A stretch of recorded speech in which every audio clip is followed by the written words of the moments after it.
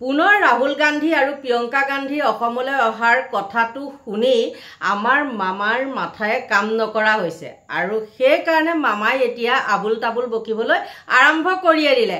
সকলো বন্ধু বান্ধৱীকে নমস্কাৰ জনাইছো আৰু আৰম্ভ কৰিছো মোৰ অন্য এটি নতুন ভিডিঅ'। আৰু মামাৰ প্ৰথম ডায়লগটো হ'ল কি, প্ৰিয়ংকা গান্ধী বা ৰাহুল গান্ধী অহা কথাটো শুনি আমাৰ বোলে আত্মসহায়ক গোটৰ মহিলাসকল কোনো গুণে কম নহয় প্ৰিয়ংকা গান্ধীতকৈ। ঠিক কথা কৈছে। কিয় কৈছো ঠিক কথা কৈছে বুলি জানেনে? কাৰণ প্ৰিয়ংকা গান্ধীৰ নিচিনা আমাৰ মহিলাসকল আকৌ নহয়। আমাৰ মহিলাসকল ৰাতিপুৱা খোৱাৰ পৰা উঠাৰ পৰা মামায়ে দিয়া 10,000 টকা, কিবা লোন দিয়া, কিবা দিয়া, অনেক আৰু কি আঁচনি মই নাজানো বাৰু।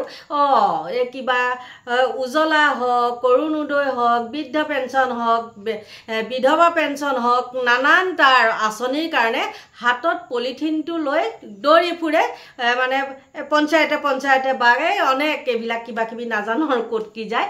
কিন্তু প্ৰিয়ংকা গান্ধীটো তেনেকৈ নাযায় আৰু প্ৰিয়ংকা গান্ধী যায় নিজৰ কামত, মেলে মিটিঙে নিজৰ কামত, নিজৰ দলৰ কামত যায়। আৰু আমাৰ মহিলাসকলক চাওকচোন, তেওঁ কাৰ লগত তুলনা কৰিছে? প্ৰিয়ংকা গান্ধীৰ লগত। চাওক, প্ৰিয়ংকা গান্ধীয়ে বাৰু মামা হাতত পলিথিন লৈ পেলাই বাৰু ঘূৰি ফুৰে নেকি? মোক 1200 টকা দে, মোক 10,000 টকা ঋণ দে, কিবা কিবি যে এইবিলাক ওলাই আছে সেইবিলাকৰ ওপৰত তেনেকৈ ঘূৰি ফুৰে নেকি? আৰু আপুনি যে লোন দিয়া কথা কয়, মই মোৰ ঘৰতে কাম কৰা এগৰাকী মহিলাই তেনেকৈ পাইছে কিবা আত্মসহায়ক গোটৰ বোলে দেই, আৰু সেই গোটৰ পইচা পাই দেখোন আকৌ ধাৰ মাৰিয়ে থাকিব লাগে। আপোনালোকে সেই আত্মসহায়ক গোটবিলাকক একেবাৰে দিয়ক পইচাটো, সেইটোতো দিয়া নাই। আপোনালোকৰ লাভ নহ'লে আপোনালোকে বাৰু এই মহিলাসকলক দিন ৰাত একেকাৰ কৰি পেলাই ঘূৰাই ফুৰাই নে কওকচোন।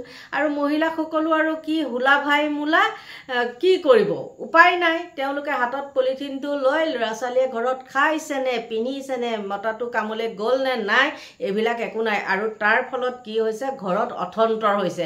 আৰু বহুত তেনেকুৱা নিউজ আহিছে, মতা মাইকীৰ লগত কাজিয়াও হৈছে, খাবলৈ নোপোৱা, তেনেকুৱাও হৈছে। গতিকে আপুনি প্ৰিয়ংকা গান্ধীৰ লগত আমাৰ মহিলাসকলক কিয় তুলনা কৰিছে? আমাৰ মহিলাসকল 1200 টকাতে সন্তুষ্ট হয়, কিন্তু প্ৰিয়ংকা গান্ধী 1200 টকাত সন্তুষ্ট হোৱা মানুহ নেকি?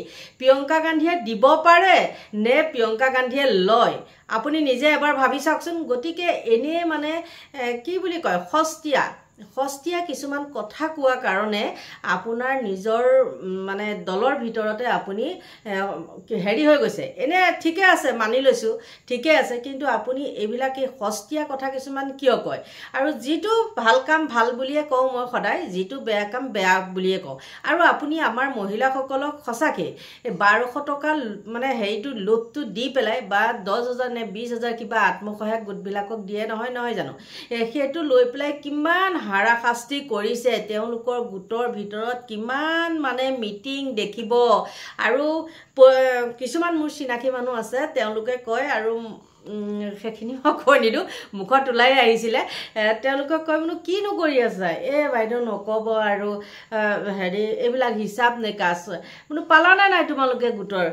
নাই বাইদেউ, গৈয়ে আছোঁ, নাই। কিন্তু ঘৰত থাকিবলৈ সময় নাপায় মানুহগৰাকী, কিন্তু মেলে মিটিঙে দৌৰি ফুৰিব লাগে লোকৰ কাৰণেও। নাই বোলে বাইদেউ, গোটত নাই পোৱা পইচা।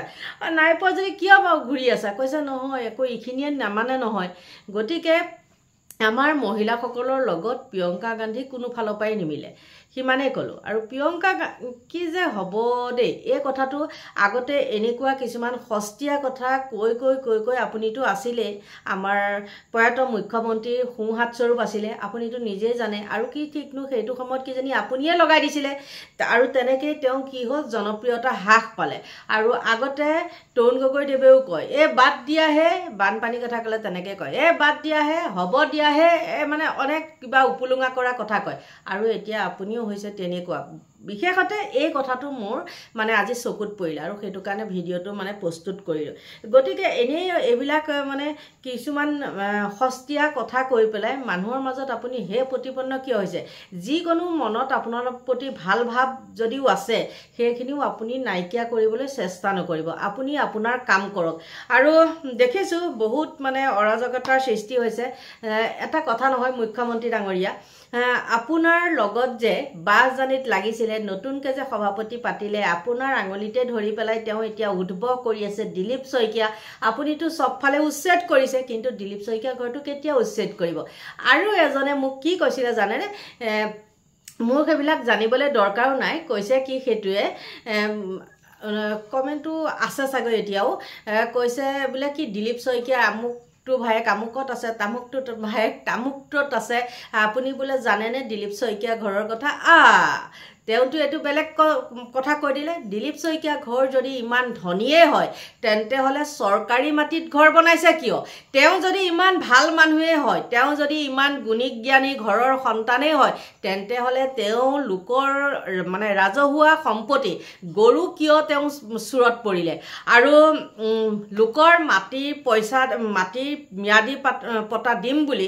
তেওঁ কি কাৰণে বেলেগৰ পৰা পইচা খাইছিলে সেইবিলাক সেইজনে ক'ব পাৰিবনে তাৰ পিছত মই কি কমেন্ট কৰি থৈ আহিলো জানানে চেলেকা তই চুপচাপ থাক বুলি কওঁ কাৰণ কি জানে সেইবিলাকৰ লগত তৰ্ক কৰি লাভ নাই অভাৱত মানে তৰ্ক কৰা মূৰ্খৰ চিন বুলি কৈছে কিছুমান কয় নহয় আজিকালি মই সেইবিলাক তেনেকৈ হেৰি নকৰো মুখেৰে কথা কৈ নাথাকো এই কথাটো মানে আহি গ'ল কাৰণে মই তেনেকৈ কৈ দিলো কথাৰ মাজতে গতিকে মোক যেতিয়া মানে বেয়াকে কমেন্ট কৰে মই তাত আকৌ মুখখন বজাই লাভ নাই আৰু লাভ নাই নহয় মানে দৰকাৰ নাই গতিকে লাষ্টৰ মই ভূ থাকিলে তেনেকুৱা কমেন্ট কৰিবলৈ আহিব নালাগে আৰু কৰিবও নালাগে ভিডিঅ' চাবও নালাগে গতিকে ময়ো সুন্দৰকৈ উত্তৰটো দি দিওঁ আপোনালোকে সেইটো কাৰণে একদম মোক ক্ষমা কৰিব দেই কাৰণ আপোনালোকে চাব পাৰে মোৰ কিছুমান কমেন্ট মানে তেহেতে যেনেকুৱা কমেন্ট কৰে আপোনালোকে হয়তো গম পায় নে নাপায় জানো এটা বা দুটা কমেন্ট কৰিলে মই তেনেকুৱা উত্তৰ নিদিওঁ যদি এটা মানুহে আপোনালোকে চাবচোন মই য'ত বেয়া কমেন্ট কৰো সেই কমেন্টটোৰ তলত আপোনালোকে ক্লিক কৰি দিলে